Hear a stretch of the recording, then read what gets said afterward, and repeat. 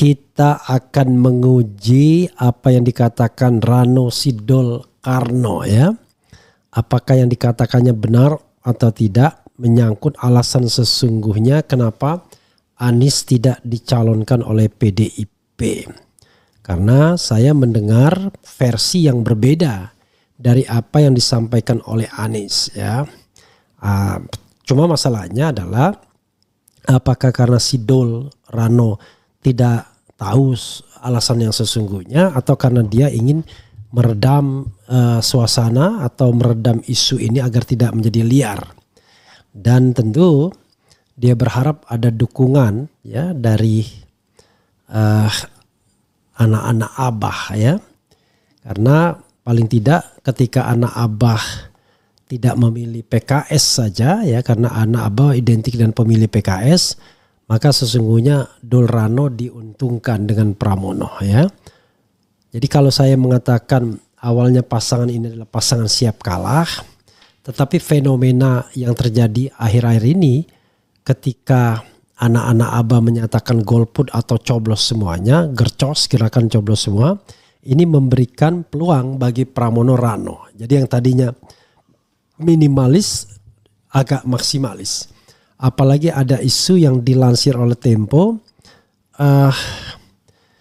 katanya Prabowo mulai membelot ya, tidak lagi memprioritaskan pasangan Ridwan Kamil tapi pasangan Pram Rano karena dia ingin berkoalisi dengan Megawati. I don't know exactly. Nanti coba kita lihat bagaimana berita Tempo karena saya belum membacanya ya. Akses ininya tidak bermasalah saya. Akses elektroniknya ya. Oke, coba kita bacakan apa yang dikatakan Rano Karno ya. Oke, Rano Karno bocorkan alasan sebenarnya Anies batal diusung PDIP bukan karena Mulyono. Everybody calls Mulyono ya. Kita bacakan, kita baca saja nanti ya. Coba kita lihat di Denny Sumargo ya. Rano Karno bocorkan alasan sebenarnya Anies batal diusung PDIP bukan karena Mulyono. Warta Ekonomi Jakarta. Calon Wakil Gubernur DKI Jakarta Rano Karno buka suara soal alasan sebenarnya Anies Baswedan gagal diusung Partai Demokrasi Indonesia Perjuangan PDIP dalam Pilkada Jakarta. Seperti diketahui bahwa sebelumnya santer beredar bahwa Rano Karno akan dipasangkan dengan Anies untuk mengikuti kontestasi politik tersebut. Anies sendiri bahkan sudah terpantau sempat menghadiri kantor DPP PDIP yang semakin menguatkan kabar bahwa dirinya akan didukung oleh partai berlambang banteng tersebut. Namun pada detik-detik terakhir pendaftaran pasangan calon gubernur dan wakil gubernur DKI Jakarta, PDIP secara mengejutkan mengusung Pramono Anung dan Rano Karno. Rano Karno sendiri tak menampik jika Anies memang menjadi salah satu kandidat yang dikuatkan. Bahkan dibandingkan Ahok yang merupakan kader PDIP, Anies masih menjadi jagoan. Tentu survei menjadi pegangan, Ahok juga tersinggung. Ahok juga enggak tersinggung, Anies lebih tinggi dari Ahok, kata Rano Karno saat berbincang bersama Denny Sumargo dikutip dari YouTube. Pada momen itu Rano Karno pun akhirnya membocorkan soal alasan Anies tidak jadi diusung PDIP. Pria yang akrab disapa Bang Dul itu menyinggung soal penolakan Anies untuk menjadi kader PDIP. Logikanya kita mau milih RT di kampung sini. Pantasnya RT kampus ini adalah orang yang tinggal di sini. Loh, tinggal di RT sebelah. Mau jadi RT di kampus ini kan nggak bisa sebut Rano Karno. Denny Sumargo pun berkesimpulan bahwa pasangan Rano Karno harus berasal dari PDIP. Pernyataan tersebut disanggah dengan mengisyaratkan bahwa Anies lah yang sesungguhnya enggan bergabung menjadi bagian dari PDIP walaupun sebelumnya sudah ada tawaran. Bukan nggak bisa loh. Mau nggak jadi RT sini, tutur Rano Karno. Oh nggak mau, saud Denny Sumargo yang kemudian dibenarkan oleh Rano Karno. Ya saudara sekalian, itu Rano Karno ya. Coba kita bikin, tidak usah kita bikin ya. Nanti kalau kita bikin apakah Rano Karno bohong atau tidak ya. Tapi boleh juga ya. Coba saya diktikan ya, dibikin di text poll ya. Apakah menurut Anda, tulis di text poll. Apakah menurut Anda Rano Karno jujur? Ya, apakah menurut Anda Rano Karno berbohong? Oh itu apa? Sorry. Biar saya yang bikin ya. Saya yang bikin sendiri saudara sekalian ya. Oke sebentar ya. Saya teksbolkan alasan. Saya bikin alasan Rano Karno. Alasan Anies tidak dimajukan PDIP karena menolak jadi kader ya, tapi titik Rano Karno titik 2 Rano Karno titik 2 ya, alasan Anies tidak dimajukan PD karena menolak jadi kader. Apakah Rano berbohong?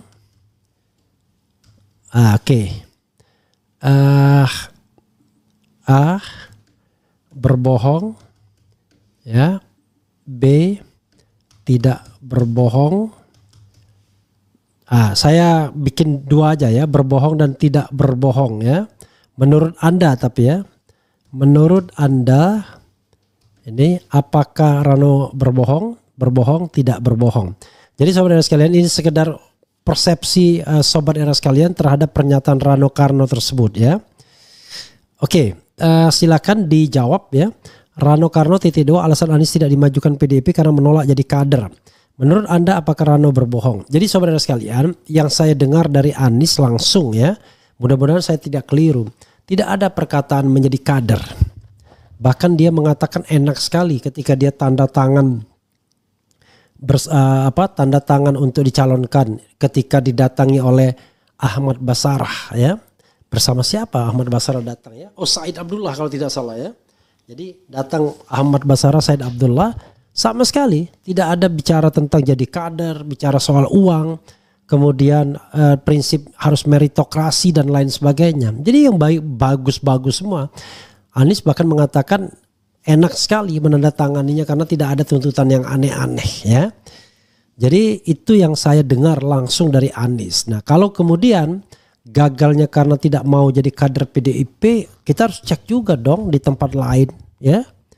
Di tempat lain misalnya apakah Edi Rahmayadi ketika dia dicalonkan oleh PDIP kemudian meminta Edi Rahmayadi menjadi kader PDIP, we check it. Apakah Airin juga harus menjadi kader? Apakah beberapa nama di tempat lain harus menjadi kader? Itu level gubernur. Bagaimana dengan level bupati atau wali kota? Lebih banyak lagi. Jadi menurut saya alasan yang terlalu dibuat-buat, tidak sesuai dengan faktanya ya. Tapi saya tidak menggiring ya. Silakan sobat era sekalian berpikir sendiri ya. Karena itu ya kita harus kembali kepada alasan yang sesungguhnya. Alasan yang sesungguhnya dari bocor alus Tempo misalnya, seperti saya katakan, Anies menjadi alat tukar tambah, alat bargaining. Alat bargainingnya adalah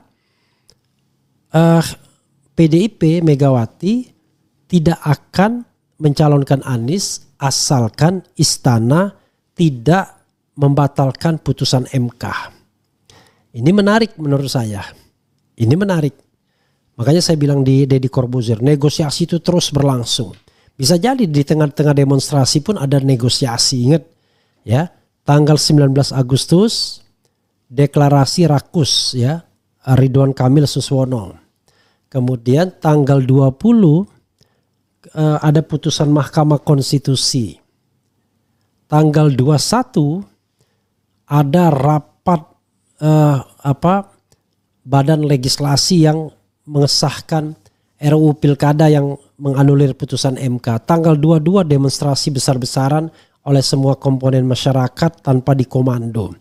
Nah saat itulah yang kemudian rapat paripurna yang harusnya mengesahkan RUU Pilkada ini tidak jadi. Maka salah satu analisisnya adalah, sini salah satu analisis ya, tidak satu-satunya analisis. Salah satu analisisnya adalah karena Megawati bernegosiasi. Itu yang kita baca dari bocor alus Tempo ya. Bernegosiasi bahwa kalau putusan MK ini tidak dibatalkan, mereka tidak akan ngusung Anies. Itu negosiasinya. Ini salah satu negosiasinya ya. Dan menurut saya hal ini menjadi masuk akal ya. Hal ini menjadi masuk akal ya ketika kemudian Anies dijadikan bahan tukar tambah. Maka itu menjadi sah. Tapi persoalannya tentu ada faktor lainnya. Misalnya kenapa Mulyono menerima tawaran itu? Karena dia juga melihat kemungkinan besar, ini analisis ya, karena Istana Baru pun menginginkan agar kemudian demo yang besar-besaran itu di stop.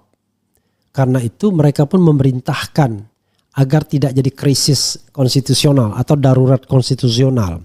Sehingga negosiasi berhasil, tetapi karena ada bantuan Istana Baru yang kemudian mempercepat negosiasi ini, sehingga Mulyono pun tidak ada pilihan lain kecuali mengiyakan, dan karena itu dia mengatakan dia merasa ditinggalkan di depan Nasdem.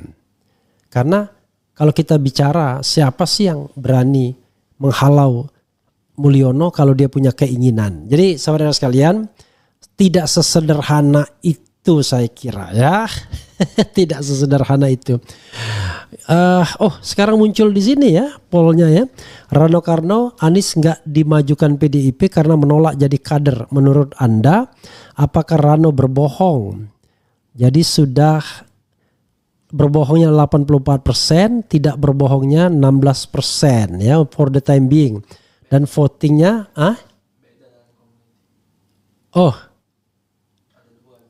dua. Ada dua ya. Ini di di komen. Di komen bisa begitu juga ya. Oke, di komen ada 110 voting, di community ada juga ya. Nanti ada dua ya. Coba kita lihat ininya ya. Jadi ada rupanya bisa juga di komen. Nah ini kalau di community 991 voting mengatakan berbohong 70%, tidak berbohong 30%. Nanti kita lihat dari dua ini ya. Jadi begitu sobat sekalian. Jadi rasanya terlalu cemen kalau dikatakan tidak mau jadi kader PDIP ya. Tapi Rano Karno tidak salah, nggak mungkin dia bilang karena Anies ada tukar tambah, ada lobby dan lain sebagainya. Jadi dalam kasus ini kepentingan PDIP bertemu dengan kepentingan Istana Baru. Istana Baru tidak ingin demo itu menjadi anarkis sehingga akan mengganggu agenda pelantikan, akan muncul reformasi jilid 2, akan muncul mungkin darurat, keadaan darurat yang dikeluarkan oleh Jokowi. Tetapi PDIP punya kepentingan agar putusan MK itu tidak diganggu gugat. Karena itu menguntungkan PDIP sehingga mereka bisa mengajukan calon sendiri dalam banyak kesempatan di pilkada. Mulyono tidak ada pilihan lain karena dia dijepit dari bukan dijepit karena Istana Baru tidak mengendorse dia, makanya dia merasa ditinggalkan. Artinya dalam konteks ini para anggota DPR itu lebih mendengarkan Istana Baru ketimbang istana yang lama. Ya itulah politik itu.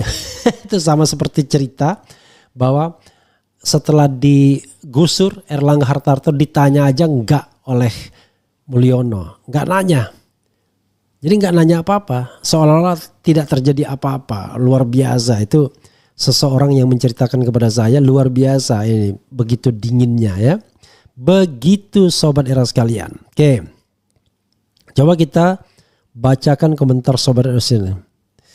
Oke, blunder lagi, dasar nyonya besar masih pengen berada di negeri Konoha. Anies janganlah menemui semua atau salah satu paslon kontestan Pilgub DKI karena akan timbul banyak kontradiksi dari sisi sosial kemasyarakatan maupun sisi politis. Kemudian Sidol seorang pejabat, blunder pernyataan Sidol. Semua orang sudah tahu siapa sebenarnya agar Anies tidak bisa maju pilkada. Mas Rafli, Babe Haikal Hasan bela Jokowi di iNews padahal sudah deklarasi oposisi sampai mati. Ya, bukan Rafli. I don't know exactly. It is not my business ya. Bukan urusan saya. Ini keceplosan atau blunder bohongnya. Saya jadi mikir jangan-jangan Anda kacung Anies sekali bang. Kalau Anies berkuasa Anda dapat jabatan juga karena saya lihat Anda munafik orangnya. Nggak sesuai dengan omongan Anda. Fitri ini nggak apa-apa lah ya. Oke. Begini, munafiknya di mana? Lalu tidak sesuai dengan omongan Anda di mananya. Jadi saudara sekalian, kalau kita melihat ya, faktor yang membuat Anies tidak maju itu ada tiga hal yang besar. Bahkan saya katakan bisa lebih banyak faktor ya. Faktor Anies sendiri, kemudian faktor Megawati atau PDIP, faktor Istana Baru dan Istana Lama. Jadi itu berkelindan menjadi satu, ya kan? Gitu, ya. Kemudian saya kadang-kadang bingung orang mengatakan begini Bung Ono. Apa yang tidak konsistennya ya? Fitri Tisdewi Kurnia, apakah Anda sudah menjadi buzzer? Kemudian prediksi memang Anies dan pendukungnya tak mungkin merapat ke Kim, tapi Pram Rano jangan kepedian juga kale. Anies kalau masuk partai sangat mungkin menjadi matahari tandingan wakak-kakak. Kemudian Fufu Fafa, Mas Rafli, si Hasrun ahli hukum tata negara atau Jongos Istana. Ini enggak ini pasti akun buzzer gini ya. Gimana seumur hidup saya ngeritik Istana kok tiba-tiba jadi buzzer Istana itu gimana ya?